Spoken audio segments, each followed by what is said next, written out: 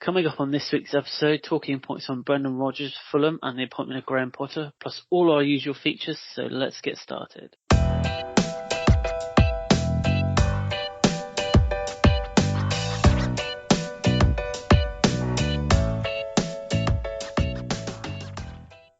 Hello and welcome to a new episode of View from the Sideline podcast. It's Chris here. Hello, Liam. Hello, Chris. How are you doing? I'm fine, thank you, Liam. Yourself? Not too bad. Not too bad after a slightly shorter weekend of football, but a happier one for me, thank God. Yeah. It was about time. Seems like a long time ago. It does. Friday night, yeah. So we're gonna get straight into talking points this week, and we're going to talk about Brendan Rodgers, probably the man most at risk of losing his job at the moment. Now, I've read a lot of different things online because I was quite interested to see on sort of everyone else's take on, what's happened there, because obviously they've been fairly successful, shall we say, under Brendan Rodgers, and obviously since they won the league back in 2015, they've always sort of maintained a fair run of form, and obviously win an FA Cup as well in between that. But I did read somewhere that I'm not sure how true this is, but one of the things that they're putting it down to is the actual lack of transfers in, and that obviously the owners not wanting to spend too much money on, I think, where they think that they could spend it elsewhere for the club. But it's just something I read online, which is quite interesting. They spent a lot on their training and academy, didn't they? I think most of the Maguire money, the 80 million they got from Maguire, I think went on that, which I understand.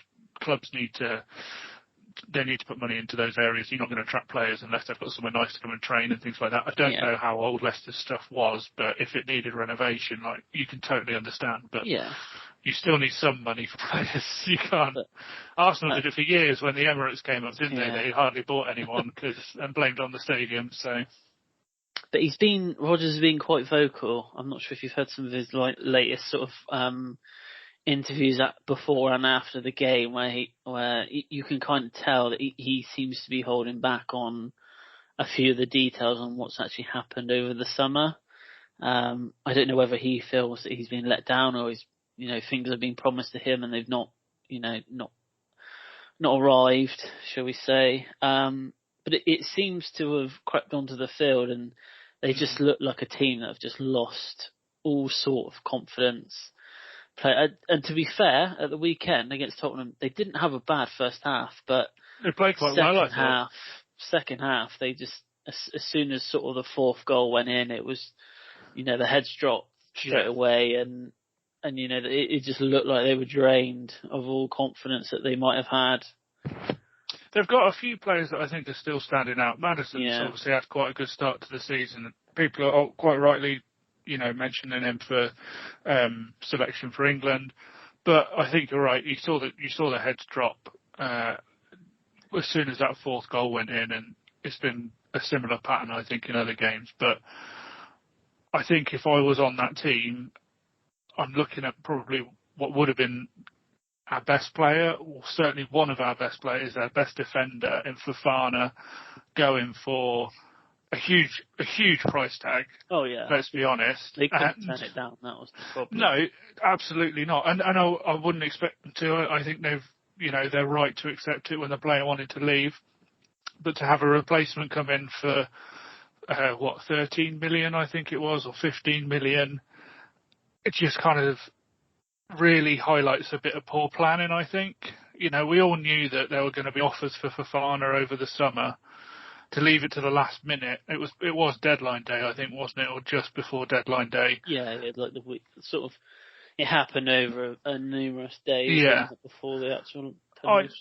I'm not expecting Leicester to go out and spend that same amount on a centre half to replace, but with prices as they are these days, I'm not criticising Feist. I think that's how you pronounce it. Something like that, yeah. But it's not a. You can't compare the two, can you? Not like. No, I think it's one of those where you're torn between, do we go out and spend big on a like-for-like replacement, or do we invest it in say 3 or 4 players to improve the squad as a whole? And they really did neither, I don't think. No. So that part might be part of where the confidence or the low confidence is coming from, because I'll be looking around now thinking, well, we sold our best player. We've not really bought in anyone. It might be a bit of a struggle to keep hold of a few more in January if they are where they are at the moment. I'd be starting to ask questions, really. Yeah, I think they needed to buy a striker. I think, Vardy's in and out of the team at the moment, obviously through injuries and he's trying to get his fitness back. And I don't think Daka is good enough for the Premier League. And Iheanacho is hit and miss. He seems to score sort of 4 or 5 goals in 4 or 5 games, and then you don't hear anything from him for half a season until he does exactly the same again. So I think they could have invested it in maybe another striker. They didn't bring in another goalkeeper as well, and that for me, losing your captain, and that's a very strange one as well. It was for so little money as well. Was it like 5 million or something? I know he was. He's in his 30s now, but it seemed too easy to just let your captain. And probably it's a player that's been with you from, Championship League One days, who's come with you that far, and I would have said over the course of the last 5 years in the Premier League, has been one of the better goalkeepers in the league. Oh, yeah. He's up there with anyone. So to let him go that easily, strange that he went to if I was in that dressing room, I can see why morale is low. Yeah. They're picking up quite a few ex-Premier League players, aren't they? It's odd that he didn't go to sort of a bigger club. I know, a lot of goalkeepers these days, sort of his age, they're quite happy to, just be the second or third choice at one of the top 6 clubs. So fair play that he's gone, to the nice part of France. To see out his time. But I think he's being paid quite well down there. So I think, it'll be fine. But, do you think Rodgers will be next? It's hard to look past that, isn't it? I think there's a few managers that are maybe a few bad results away from losing their job, but I think now he's going to have the international break, I would imagine, and then I don't know who their fixture is after that. Do you think, well, the thing is that the fixtures come thick and fast after the international break. So the month of October, I think most teams are playing about 7 or 8 games. So it's whether they give him that whole time to see if he can turn it around, and then if not, they've then got the whole of like sort of November and December whilst the World Cup's on to try and find another manager. And it's the age-old question, isn't it? Who comes? Sean Dyche. Who is the best? He's literally linked to everyone. There are options. Oh yeah, definitely. We'll have to I'm wait. Just trying to have a look at Leicester's next fixture. I think I can't see them now. Are they on the Monday? Yeah, Leicester, Nottingham Forest. So it's a local. It's a local derby as well. So you'd imagine, and it's winning. So. They should be. It's against another. You'll probably say that Forest are going to be down there come the end of the season, and you're at home. So I think you need to beat, isn't it? Yeah. Sort of when you're down there, you need to beat the teams around you. So I think that could be him. That could be him then. If they don't get something out of that, then because they haven't won a game yet, have they? No. 8 games they've played, and definitely not one a team that I thought would be struggling. So have to wait. But on the other note, just quickly going back to the game at the weekend. Tottenham, looked quite good, didn't they? Playing some good football at the moment, and I said at the start of the season that I thought they'd be sort of the dark horse to maybe pinch a sort of second or third spot. So, and Son just tore up the newspapers that were slagging him off, saying that he hasn't scored for 10, 11 games, and then he just comes on and scores a hat trick. So, I mean, that's how you do it, really, isn't it? So. It is, yeah. It's for someone who's been so terrible apparently and so off form. It's not a bad way to sort of start your season, I guess. But yeah, they did look good, didn't they? You know, I've been critical of them, you know, even this season really, and saying they're lacking a little bit of midfield. Certainly didn't look that way at the weekend. I thought they played really well. So we'll move on to another team that actually did really well this season, and I think probably out of the three teams that come up, I personally thought they'd all struggle, all three of them. But Fulham, you know, fair play to them. They haven't looked, you know, in the games I've seen, they've looked pretty good. But do you think that so this season they've sort of gone for a different approach to what they have on previous seasons, on spending 120 million instead of this season? You know, they seem to have kept the majority of the team that they had and added a few players here and now. I think Andres Pereira from Man United seems to be doing really well for them at the moment, but obviously their main man is Mitrovic.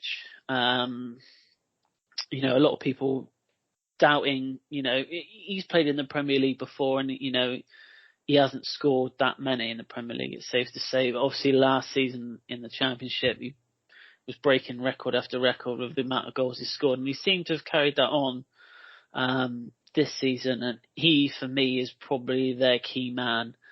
Mm-hmm. But if he gets injured, I think that's when you might see them struggle a little bit, and they might start to derail a little bit, because he seems to, if he's fit, he starts up front. There's no question about it. I'm not sure that the backup they have would see them through if he got an injury, say for a month or 2 months.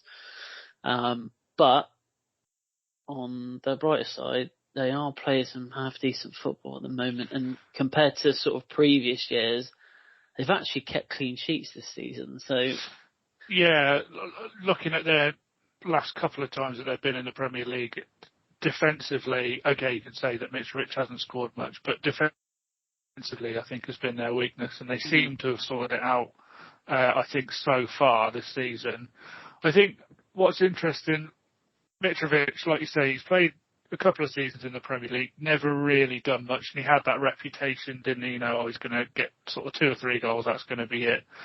But I think what they've been quite smart with, I think when you're in the Championship, you need to be a good striker, but you either need the defences not to be as good, which they're not, or you need to have the creative players around you. I think he benefited from being better than the defences he came up against in the Championship, but then didn't have that luxury in the Premier League. But now with those additions, like you say, his name, Andres Pereira and people like that. João Paulinho, I think, has had a good start to the season. They've got that creativity now that I think they didn't have before, so he's getting more chances of a player of his sort of build, like he's quite a physical striker. It's so difficult to get that space in the Premier League when you're a physical striker, because there's just so few mistakes in the Premier League compared to in the Championship. But he doesn't need it as much now. You know, the quality of the deliveries is better, but he's added a lot more to his game. I think he's not just he's not just going to out-jump someone in the box and power in a header. He scores all types of goals now, where I don't think we've necessarily seen that before. They have been playing some really good football. I have been impressed with the transfers that they did make. They obviously, like you say, went a different route. I think you're right. If they get injuries to those key players, it might be a bit of a struggle. But if you're going to plan for those injuries, you're going to have to do what Forest have done this season. You're going to have to do what Villa did in the past, and you're going to have to buy a whole new team. And they've decided not to do that. They've tried it before and it hasn't worked. And I think, fitness-wise, I think Mitrovic has been pretty good. I don't think he's had any injuries really the last couple of years. I know he was out a little while when he was at Newcastle, but I think they've looked very promising. I'm just looking at their squad now. They have got Carlos Vinicius as backup. I mean, he didn't do much at Spurs. But he scored a lot of goals in Holland. So he comes over with a bit of a reputation again. That they've bought, like Daniel James on loan, William. ex-Chelsea player. Yeah, Willian. Yeah, Issa Diop, obviously. Issa Agent. Diop, I think a few years ago was rumoured with some quite big clubs. I don't really know what happened there. Leno. Yeah, Leno in goal as well. There's some Premier League experience, and I think that is quite a good thing to do. It doesn't necessarily, you don't have to bring in probably the best players in the world, but when you're a club that has bounced around so much like Fulham have and Norwich is similar, if you can bring in someone with that Premier League experience that's just had a couple of years sort of at the mid-table or fighting for Europe or something like that, and they can bring that experience in, I think it does them the world of good. Definitely. And I think we could see them push for maybe sort of, between 8th, 9th or 10th place this season. So we shall wait and see. Just before we move on, Chris, I just wanted to point out that I actually have the predictions that we made in the pre-season podcast in front of me. And I just want to read out the wildest prediction for next season from Liam was Leicester City to finish 15th or below.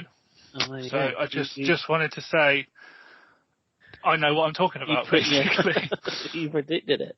Yeah. All right. Oh. So we'll move on to the situation at Chelsea that's happened over the last couple of weeks. I haven't had a chance to actually talk about it yet. Obviously, the sacking of Thomas Tuchel. Now, a lot of people said that they were actually shocked by it, but I can't say I was really. I was shocked in the fact that obviously it was done so quick and he wasn't given as much time. But I think if you look at the way we've been playing recently, sort of against Southampton, we were awful. And sort of in the Champions League, which seems to be, which was his last game for Chelsea, losing to Zagreb. But what a few people I think have forgotten is that the fact how bad Chelsea were sort of the back end of last year, and the fact that we did so well at the start of the season for the first 3-4 months that probably kept us in the top 4. But we haven't been playing well.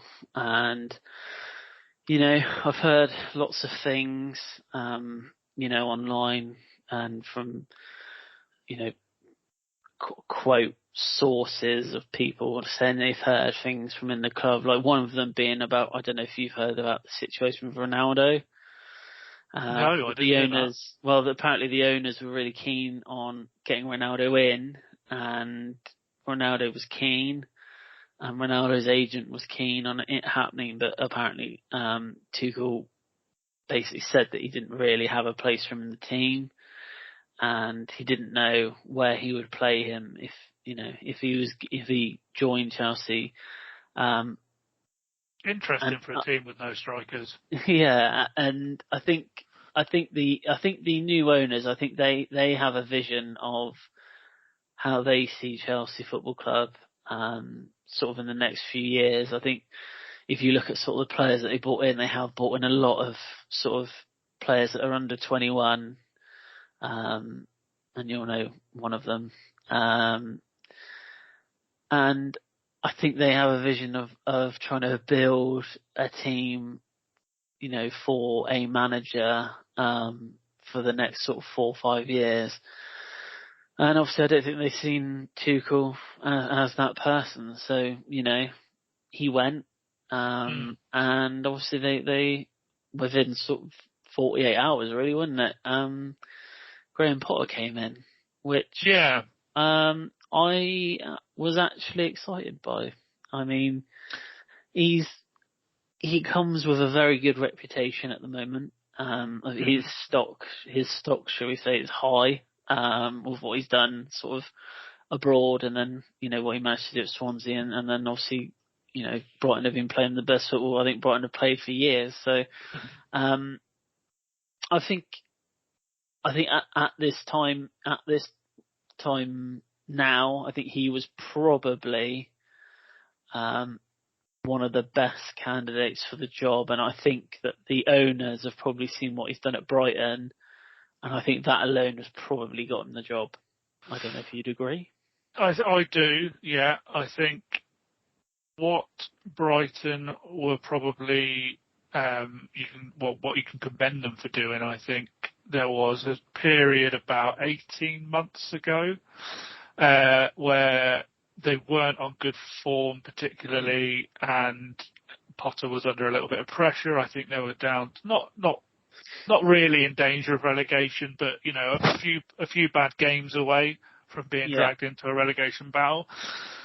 But they stuck with him, and they believed in the football that he played, and they backed him in the transfer market. And he, let's be honest, obviously the scouting network comes into play, but he found some talent for next to nothing, really. I mean, I'm thinking of Basuma in particular, Cucurella.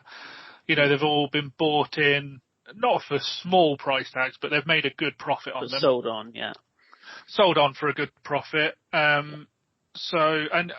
He's been part of a team that's sort of pushed through some academy graduates. Sanchez has come into goal for Brighton. He wasn't scared to pick a young player here and there. I think, Connolly got quite a bit of game time under him, but it didn't really work out for him. So I'd be interested to see if he sort of applies the same model, if you like, at Chelsea, where there's obviously a bit more depth, and you've got a bit more money in the bank should he need it, probably in January. But in terms of a philosophy of like a footballing style, I think sometimes I watch Brighton and I'm incredibly impressed with, how well organised they are. But I don't find it particularly like a pleasing on the eye style. I find it very much a do the basics well style. They don't, other than Man United, they don't really blitz teams away. I don't know they did with United this year, but they'll win a game, 1-0, 2-1. They'll do enough, and I don't know whether that is going to be enough, if that is going to be what happens to Chelsea. I think it's going to be style or substance as a choice, and I'm not quite sure which one he's going to provide, but I think he's a young manager. Obviously, it's good to see a young English manager coming in and taking a big job, because we've been complaining for a long time that these opportunities don't really happen. And to see the progress he's had from non-league to Sweden, to Swansea, to Brighton, and now to Chelsea, you can't help but back him. And I do really want him to succeed in a way, because it's a football manager's dream, right? To start at the very bottom and work your way up like that. Yeah. I think Sarri had a similar story, didn't he, in Italy? I think Sarri was in non-league Italian football and worked his way up. So, yeah, I think it's good for the game. And, I do think he will bring maybe, Tuchel had a certain style, didn't he, that he liked to play. But I think Potter will sort of concentrate on doing the basics right, and then it will be scoring. I think he's going to get a well-drilled, organised, possession-based game. And we just have to hope Chelsea have got the players. I think they have. I mean, people like Jorginho and people like that in midfield, I think, will allow him to play that style. But it'll be interesting to see who he brings in January. Yeah, well, the first game he had, obviously is the only game he's had so far, was against Salzburg. We did draw 1-0. But we were very attacking, I must say. It was more attacking than what Tuchel was. He started Mount, Havertz, Sterling and Aubameyang. And then he was using Reece James and Cucurella as almost wingers at times as well. So he ditched the 5 at the back though. He did only go for 4. So, which I'm a fan of. I don't really like 5 at the back. I think it's just a little bit restricts your options a little bit going forward, I think. But do you think he would be given time? Now he's the owner's appointment. Do you think if there's a bit of pressure, he'll be given a few games to turn it around? Yeah, I think he'll be given time. I think it's going to depend on who he brings in, on who he has in mind, on where he thinks the score can be strengthened. Because at the moment, obviously, we've got, Chelsea spent, £200 million. So, we'll just have to wait and see who he brings in. But Yeah. It's a big job for him, and I do think he will do well. If I'm going to be pushed for whether he's going to, finish higher in the league than what you are now, and whether he's going to push on, I would now, if the players buy into his style of football, I could easily see Chelsea finishing, in the Champions League spots quite comfortably. Whereas I think under Tuchel it might have been one of those last day of the season type deals. Well, I am reading now that apparently the Ronaldo deal is still on the table for possibly January. Interesting. I have to say, I mean, this is in the Mirror, so pinch of salt and everything. Yeah. Right, that's it for part 1. We'll be back in part 2 with some Wonders of White, Who Am I, and a quiz. We'll be back in 2.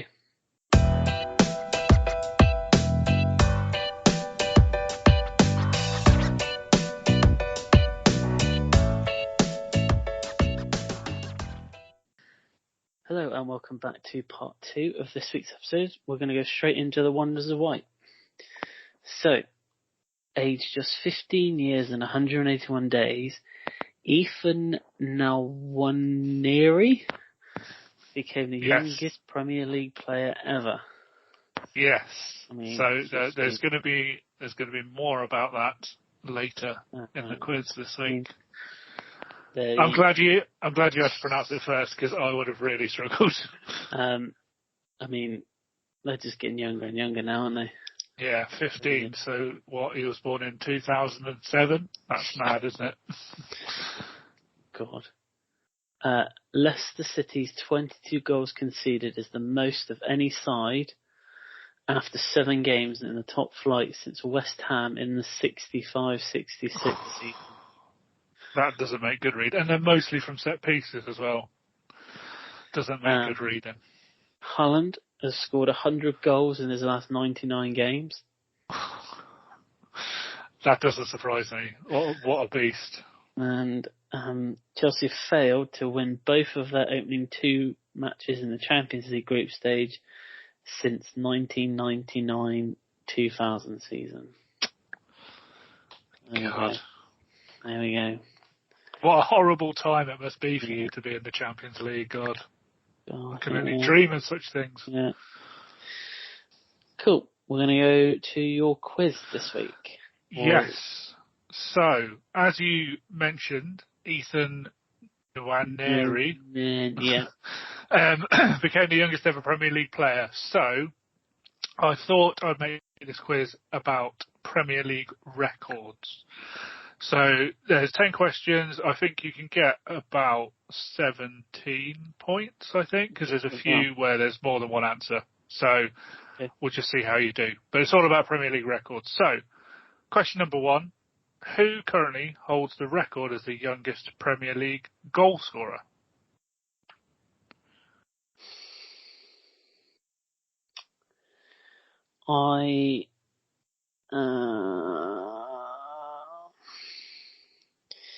Now I'm torn between 2.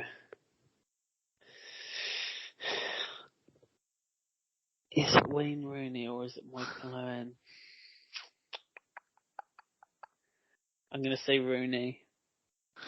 You are incorrect. But it is also not Michael Owen. Oh. You got the right club. It's James Vaughan, who scored for Everton at 16 years old and 271 days against Crystal Palace. Just a little bit younger than Rooney. I think Rooney was a few days older than that.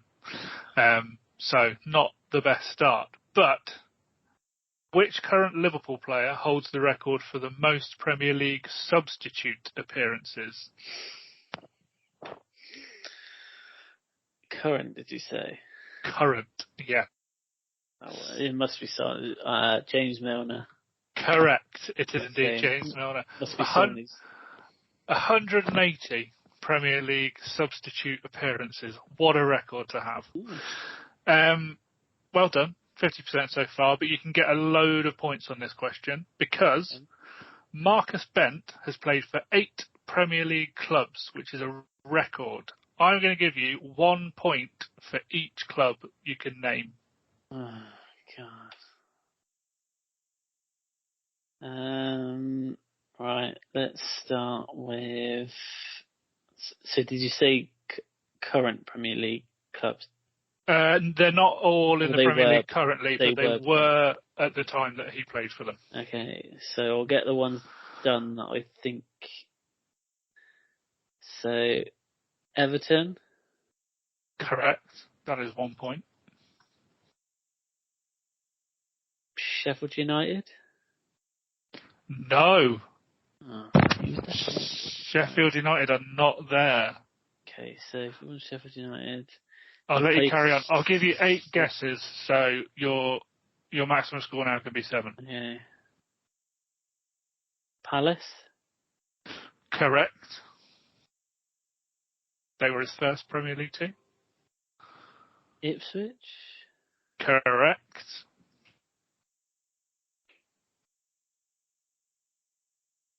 I have no idea, mate. I can't think of any. You might as well just guess the next 4. Just have a guess at 4 Birmingham. teams. Birmingham? No. He played for Birmingham, didn't he? He played for most teams, I think. He did.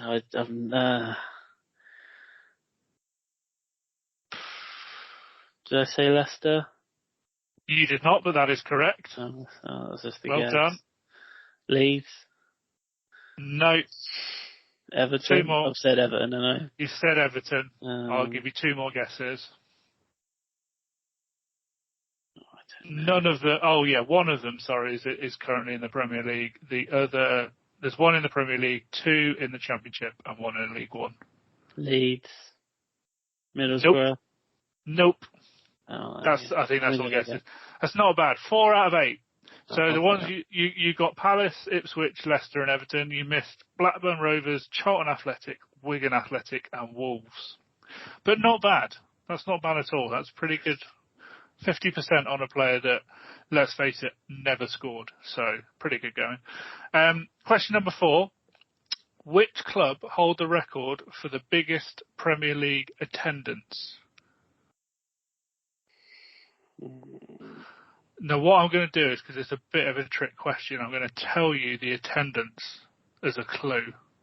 I think I probably already know. Go on then, I'll do it without It's a trick question, isn't it? Because it's not Man United. It's not Man United. It's not Man United. It'll be Wembley, so it'll be Tottenham, I would assume. Tottenham. It is indeed. It is Spurs. Well done. You didn't fall into the trap, No.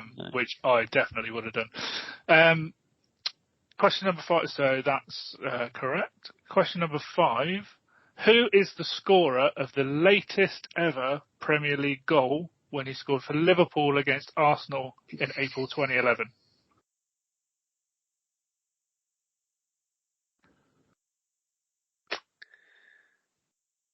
The latest ever Premier League goal. And he was playing for who, sorry? He scored for Liverpool. He was playing for Liverpool against Arsenal in April 2011. And it came in the 101st minute. And I think it was an equaliser, if I remember correctly. I'm just going to guess that someone like Torres. No, Torres is... I'll say Dirk Kuyt. Correct. It was indeed Flying Dutchman, Dirk Kuyt. I remember there being 2 late goals in that. I think Arsenal thought they'd won it and then Liverpool equalised or something along those lines. It was very controversial at the time. So, question number 6. The same player holds the record for the most penalties scored and most penalties missed in the Premier League. Who is it?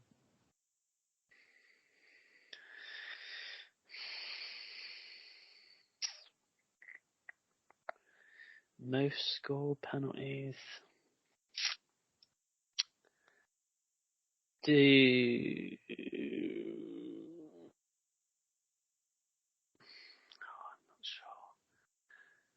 I'm just going to go with Shearer because he scored the most, so he might have missed the most as well. Correct. Indeed he has. He scored and missed the most penalties, which Yeah, you never would think for Shearer. I'm glad you got that one right, because speaking of Alan Shearer, is the next question. He jointly holds the record for most goals in a game with 5. Can you name any one of the 4 other players he shares that record with? And by all means, if you want to show off, you can name all 4 if you know them. Oh, I don't think I can think of one. I will give you 1 for the point. Who scored 5 goals in a game? My mind's gone completely blank. 5. God, I mean, it doesn't happen often, so I'm not sure why I can't think of anyone. I'm guessing I can have. How many did you say there were? So there's 4. So with Alan Shearer, there's 5 in total. So 5 people have scored 5 goals in a game, but you're looking for the other 4. I'm just going to go with players that have scored a lot of goals. So I'll go Aguero. Correct. I will give you the point. I will give you the point for Aguero, but if you want to show off and get some more points on the board, you can. Van Persie? No. I'll give you 2 more guesses so you can have a go at all 4.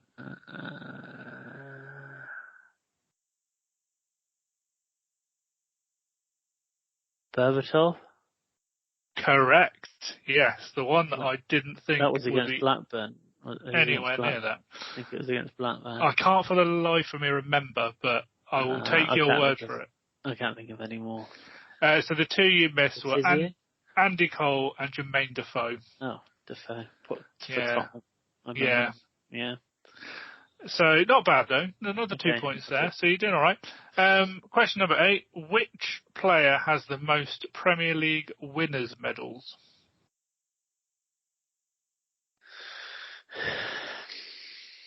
Which player? This has to be a Man United player. How many did they have? 13. Oh, this has to be a Man United player. I'll go with Giggs because he was at Man United for the longest out of all them. Correct. It is indeed Ryan Giggs. Yeah. I just put that in there because it's pretty impressive, isn't it? Really. Because he scored in every season, didn't he? He played. I think, yeah. But and I don't think they've won it since he's retired, have they? So I think he's won every single Premier League medal that Man United have, which is pretty impressive, really. Question number 9: which goalkeeper holds the record for the most consecutive games without conceding? It was 14 games, I think, 14. Off the top of my head. I'll just say Czech because he's the only one that comes to mind.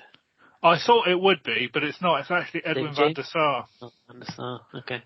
Yeah, David James didn't play for clubs that were that good, unfortunately, especially not at Villa. That's never going to happen. But yeah, Edwin van der Sar when he played for Man United. Final question: which team has lost the most Premier League games? That's since the Premier League started. Which team has lost the most? Norwich?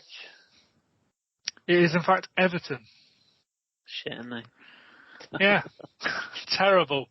I think it's mostly because they've been in there from day one, haven't they? I was silly. I just guessed at Norwich. I should have thought about it. Let me add up your scores. So 1, 2, 3, 4, 5, 6, 7, 8, 9, 10.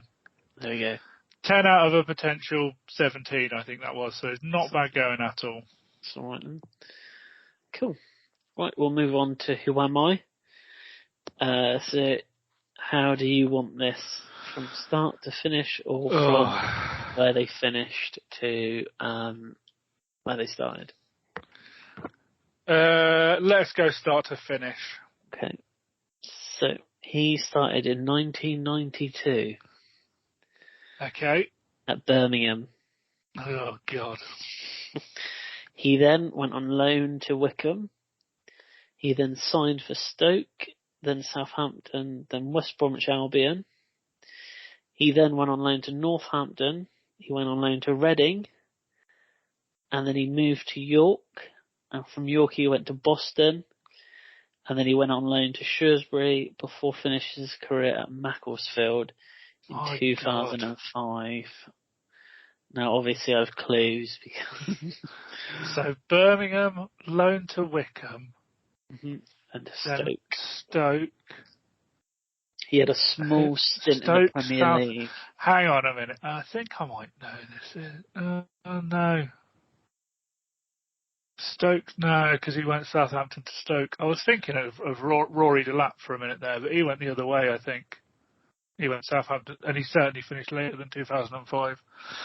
Go on. I'm going to need a clue, I think, at least. So your first clue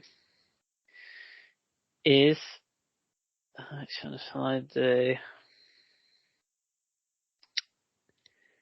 He is a current Premier League manager. Ooh, interesting. Who ended his career at Macclesfield? If this is something like Graham Potter and I've not realised he's actually had a professional football career, I'm going to be fuming.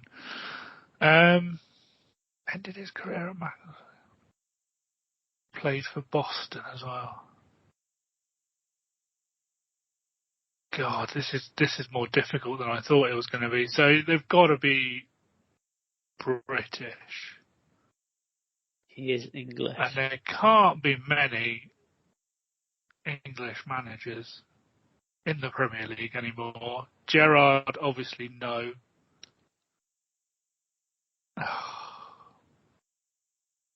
Is it Graham Potter? Have I just totally missed his actual career? Your third clue? Go on, give me another one. His surname is the same surname as a wizard. Oh, it's actually Graham Potter. It is Graham Potter. Unbelievable. Mate, I genuinely had no idea he played for some actual decent clubs. Do you want to know the download? Go on. Okay, so hang on, let me get my Graham Potter page back up. He's been around, let's just say that. So, he played for a season at Birmingham, where he played 25 games, and then he played 45 for Stoke, 43 for West Brom, 114 for York, and then 57 for Macclesfield, and sort of the other teams he played less than sort of 10, 15 games. Blimey. He made the England under 21 side once, and he played a total of 320 professional games and scoring 16 goals, 8 of which came in his last season at Macclesfield.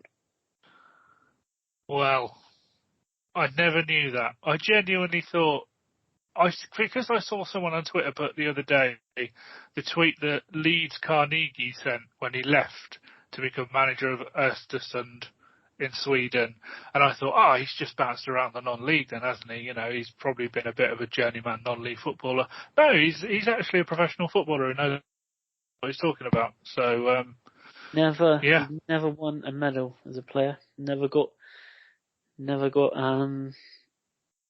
won anything. Didn't win a league. Didn't win a cup. Didn't win anything. Now, here's the thing. He has 3 sons. Not one of them's called Harry. Oh, come on, Graham. Come on, mate. Isn't it? I was missing a trick. The least he could do is have a daughter and call her Beatrix. So he did have a stint in the Premier League for Southampton. In 96-97 season, he played 8 games. But the majority of his football was sort of in the old First Division. What is now, I guess, the Championship. I've literally just clicked on the 96-97 Southampton season. The first thing that comes up is Ali Dia incident. So I'm thinking any one a part of that is probably not going to last a long time. Oh dear. Yeah. I mean, they didn't I don't think he played that much. He played 8 games according to this, but he played with some half decent players like Letizia, and Paul Tisdale was in that team. Igor Ostenstad. Yeah. Jim Eli Jones there. Matt Oakley, who played for a long time. Lundberg Farm as well, yeah. Mike Taylor, the keeper.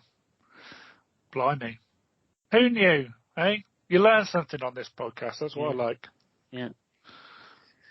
Right.